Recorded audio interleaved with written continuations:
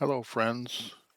Today we're going to visit the town of Tobermory, Ontario, and take in some of the sights along the Bruce Peninsula in Ontario, Canada. We start our trip from Detroit, heading northeast to Port Huron, where we will cross into Sarnia, Canada via the Blue Water Bridge. We take Highway 402 for about 20 kilometers east before heading north along Lake Huron. We make our first stop in Grand Bend, an area developed in the 1830s by English and Scottish settlers. It's a small town with a nice beach, which you can enjoy in the hot days of summer.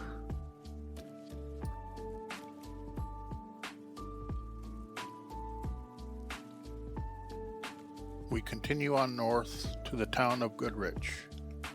In 1866, petroleum exploration crews found a massive ancient salt deposit about 300 meters under the surface.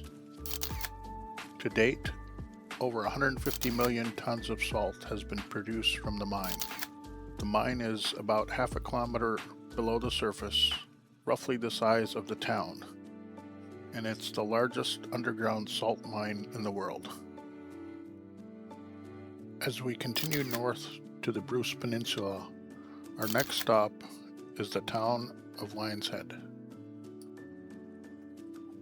Lions Head sits on the Georgian Bay side of the Bruce Peninsula.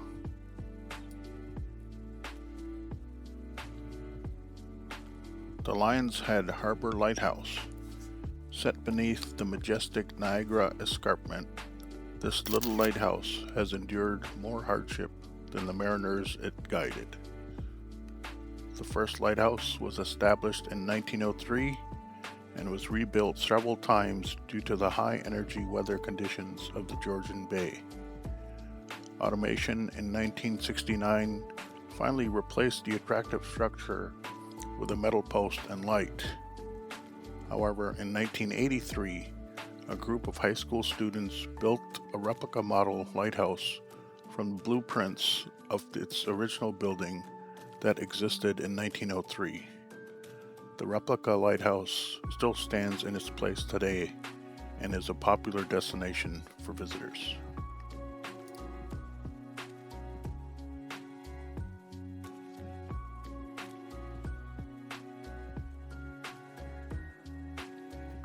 From Lions Head, we continue on to Miller Lake, about 15 miles before reaching the tip of the peninsula. From here, we're only about a 20 minutes drive from various attractions.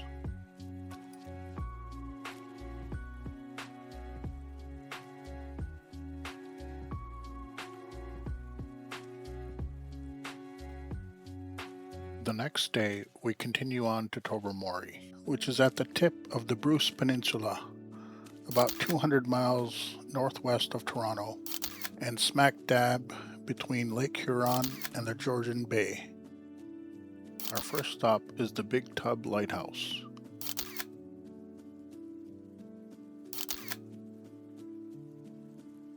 Then we move on to the Bruce Peninsula National Park Visitor Center.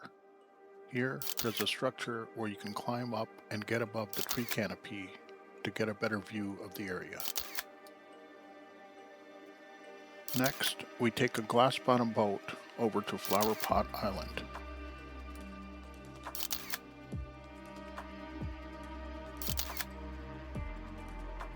Along the way, we pass over the Sweepstakes, a shipwreck in Big Tub Harbor. The area is known as the Fathom 5 National Marine Park over the water and the Bruce Peninsula National Park over land.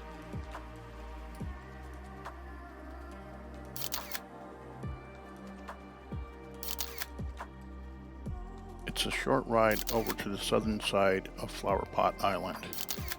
From there, it's about a mile's walk to the lightkeepers' cottages. Along the way, you'll see the small and large flower pots. These towering rock formations, sculpted by the relentless waves, ice, and wind over time, create a mesmerizing landscape that beckons adventurers and nature lovers alike.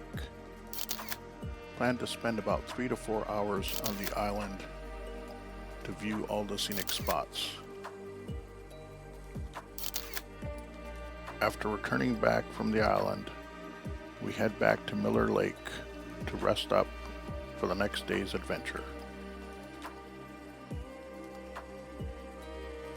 We'll be visiting the Grotto. In order to visit, you'll need to make a parking reservation due to the large crowds that visit the site in the summertime. Be sure to do this well in advance of your trip. Entrance into the park is split up into 4-hour time slots throughout the day. As we head out to the grotto the next morning, we make a stop at the Singing Sands Beach. Located on the west side of the peninsula, the gradient of the beach is so shallow that bathers can walk out hundreds of meters onto the sand.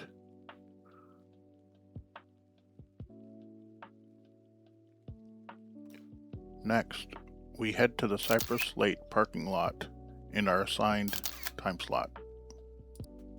From here, it's about a mile's hike to the grotto.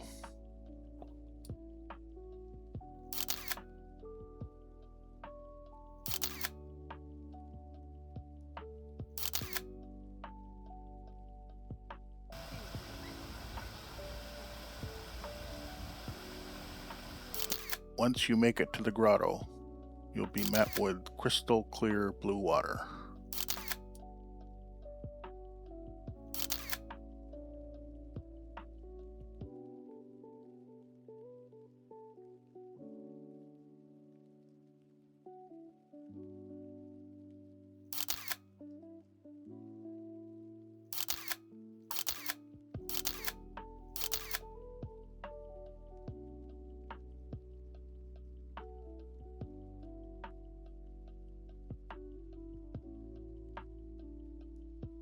After enjoying a few hours of majestic views and hiking, we decide to head back home.